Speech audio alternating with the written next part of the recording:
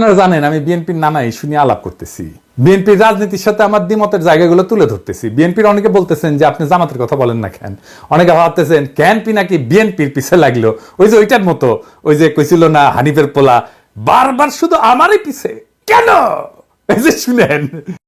আর মানুষ পান নাই, বারবার শুধু আমার উপরেই, বারবার শুধু আমার উপরেই কেন কেন? দেখেন ভাই, আমি বিএনপির পিছনে লাগি নাই, বিএনপি আমার শত্রু না।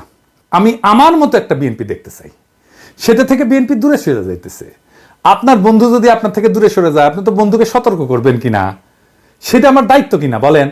আপনারা চিন্তা করে দেখেন, আওয়ামী লীগ যখন ক্ষমতায়, আমার তো আওয়ামী লীগ করাটাই সবচেয়ে স্বাভাবিক ছিল, তাই না? আমার অ্যাডভান্টেজও ছিল, তো নানা অ্যাডভান্টেজ ছিল। আমি আওয়ামী লীগের যা যা ক্ষতি করছি দল হিসাবে, আমারে তার নিজের দলে নেওয়ার দরকার নেই, আমারে খালি থামাই চুপ করে রাখতে পারলে তাদের অনেক লাভ হইত।